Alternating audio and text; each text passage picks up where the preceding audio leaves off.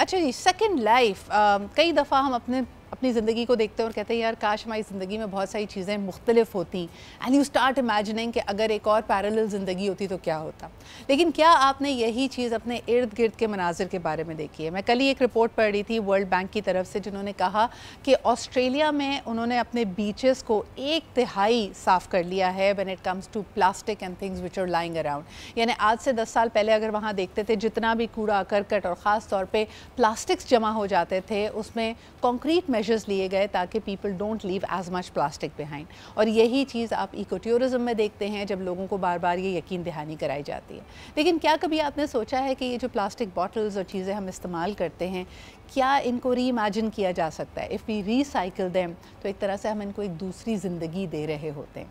इसी नाम से यूनिलीवर और सीड वेंचर्स एक ज़बरदस्त कंपटीशन करता है, जो कि इनवाइट करता है मुख्तलिफ ऐसे सोशियो एंटरप्रेन्योर्स को जो कि इको फ्रेंडली सोल्यूशंस लेके आए। It's a very robust competition, it happens every year. इस साल मैं बरतानिया में थी, लेकिन पिछले साल I was also a part of the jury for this. और इस दफ़ा के जो विनर्स हैं, आइए उनसे मुलाकात कराते हैं और जानते हैं कि उनका experience of participating in the second life competition कैसा था और क्या क्या सीखने का मौका मिला और इनका अपना आइडिया क्या है। हमारे साथ मौजूद हैं मोहसिन करीम।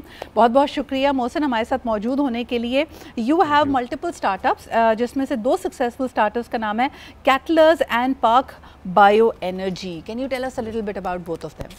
जी, कैटलर्स तो मैंने शुरू किया था अपने ग्रेजुएशन के बाद as a cattle farming business, जब कोविड का टाइम था और लोग मंडियों में जाना अवॉइड कर रहे थे, तो उनके पास कोई ऑनलाइन ऑप्शन इतना विजिबल था नहीं। तो हमने उस वक्त शुरू किया था। फिर हम उसी में एक सर्कुलर इकोनॉमी का मॉडल था जिस पे काम कर रहे थे। बट वन थिंग जो कि वेस्ट थी, काउ डंग, हमने कहा उसका कोई सोल्यूशन बनाते हैं। एट द सेम टाइम हमारे मुल्क में उस वक्त गैस क्राइसिस शुरू हो गया। तो जैसा आपको पता है कि ज़रूरत ईजाद की माँ है, हमने कहा चलें इसमें जो गोबर वेस्ट हो रहा है इस पर भी एक एनर्जी कंटेंट है, इसको यूटिलाइज़ कर रहे हैं। तो बायोगैस तो काफ़ी ज़्यादा कॉमन था, हमने कहा इसको बायोमास पे करते हैं, जो कि रैपिडली अडॉप्ट हो रहा है under 2050 net zero emissions agenda.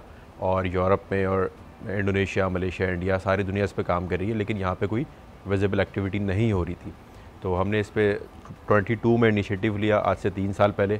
उस वक्त जब ये एक सिर्फ ख्याल था, लेकिन अब ये ख्याल एक काफ़ी बड़ी हकीकत बन चुका है और बहुत डोमिनेंट इंस्टीट्यूशंस, इंडस्ट्रीज इसको अडॉप्ट कर चुकी हैं। So tell us about your process. जब आपने कहा कि काउ डंग वेस्ट नहीं होता बल्कि it is being turned into biodegradable form of energy, तो आपके पास एक कैटल फार्म्स मौजूद हैं या what is the source of the cow dung and how is it changed? जी, हमारे 3 साल के एवोल्यूशन में हमने काउ डंग के साथ और भी वेस्ट को फोकस किया। Just like agri waste, Pakistan एक ज़रूरी कंट्री है और एक रिसर्च के मुताबिक हमारे पास more than 100 million metric ton waste available है, जिससे आप ना जाने कितने मेगावाट एनर्जी जनरेट कर सकते हैं। तो हमने अपने स्कोप में उसको भी इन किया और अब हम उन सारे वेस्ट को, जिसमें मेजरली एग्री और वुडन वेस्ट है, उनको अपनी इंडस्ट्री में प्रोसेस करते हैं और उससे बायोमास फ्यूल्स बनाते हैं। ये बायोमास फ्यूल्स आपके एलपीजी, गैस, डीजल और कोल को रिप्लेस कर देता है। ये एक क्लीन एनर्जी है और 40% तक चीपर है आपके दूसरे रिसोर्सेज से। बिल्कुल सही। अच्छा, मुझे बताएं कि how did you think about participating in the second life, और वो एक्सपीरियंस कैसा था? मेरे पास रैंडम एक इनविटेशन आया था और मेरी नेचर है कि मैं हर अपॉर्चुनिटी को अवेल करता हूँ।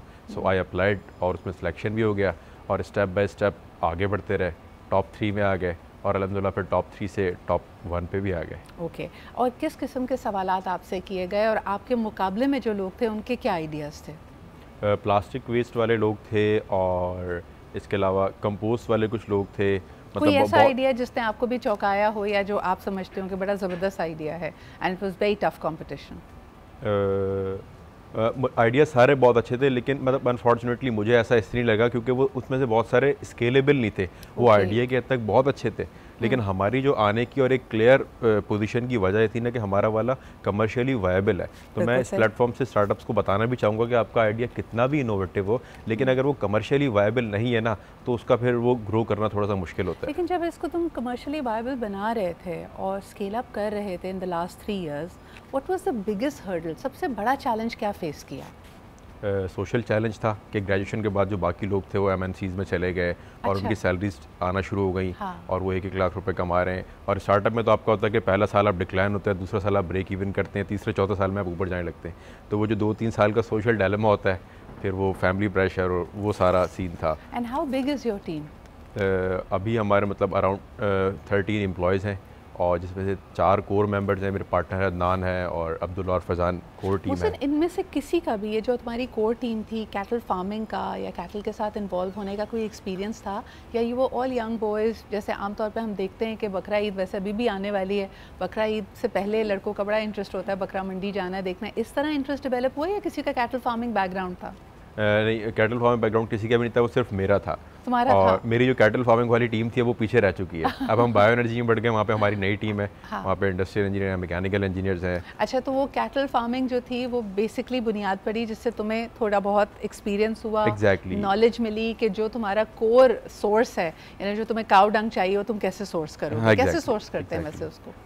अब हम काउ डंग के साथ एग्री और वुडन वेस्ट भी करते हैं, तो उसका हमने एक मॉडल बनाया कि एक छोटा लोडर होता है, वो एक छोटी जगहों से कलेक्शन करता है, फिर वो एक पॉइंट पे आता है, वहाँ से पूरा ट्रक बनता है, फिर वो ट्रक फैक्ट्री पर ट्रांसपोर्ट होता है और वहाँ पे प्रोसेस होता है। हमें ट्रांसपोर्टेशन कॉस्ट भी बचानी होती है ना, तो इसमें काफ़ी सारी डायरेक्ट इनडायरेक्ट लेबर इन्वॉल्व होती है। एक अच्छे नंबर ऑफ़ पीपल्स को एम्प्लॉयमेंट जनरेट हो रहा है और अब अल्हम्दुलिल्लाह इतना ज़्यादा हो गया कि हम लोग मंथली 200-300 टन वेस्ट को रीपर्पस कर रहे हैं। अच्छा, क्योंकि तुम यहाँ पे मौजूद हो, मोहसिन बताओ कि हमारे दूर देहात जो रूरल एरियाज़ हैं, कस्बे हैं, वहाँ पे क्या सूरत हाल है? एक वक्त में तो हम सुनते थे कि लोग, एक बड़ा ज़बरदस्त सर्कुलर मॉडल हर घर में होता था कि अगर आपने माल मवेशी पाले हुए हैं तो फिर जो गोबर के ओपले हैं आप उसने उसी को बनाकर उसको as a source of fuel इस्तेमाल कर लिया। क्या अभी भी ये राइज है? जी, अभी भी एक हद तक राइज है, लेकिन इसका कॉन्सेप्ट कम हो गया क्योंकि उन लोगों को भी थोड़ी सहूलतें मिल गई हैं। Exactly, they are become aware.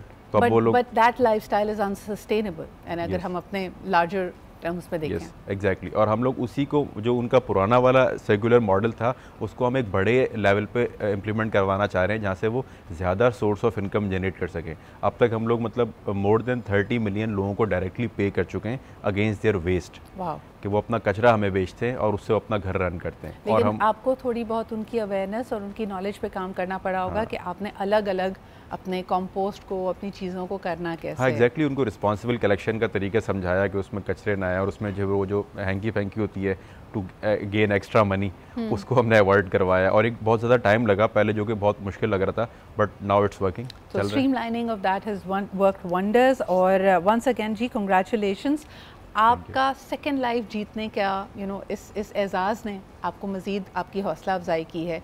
इसके अलावा what new opportunities has it unlocked for you? हाँ, जो जूरी पैनल्स के मेंबर्स थे वो सारे बहुत अच्छे वेंचर से, एमएनसी से और गवर्नमेंट से थे, उनके साथ एक हेल्दी डेवलप हुआ। फिर जो इतनी मतलब टॉप लाइन जूरी ने इस आइडिया को एक्सेप्ट किया, तो उससे हमें एक बहुत ज़्यादा एंडोर्समेंट मिली है और एक टोकन ऑफ अप्रिसिएशन है कि अब हम मज़ीद दिल लगा के काम करें, और ज़ाहिर है थोड़ा सा फाइनेंशियल रिवॉर्ड भी है जिससे हमारे स्टार्टअप को और इसकी हेल्थ स्ट्रांग होगी। Thank you so much, Mohsin, for being here, and I wish you the very best of luck for Park Bioenergy, which is a sustainable source of renewable energy.